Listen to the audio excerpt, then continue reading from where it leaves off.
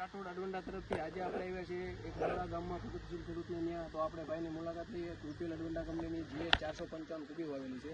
તો ભાઈને પૂછીએ, શું નામ તમારું ભાઈ?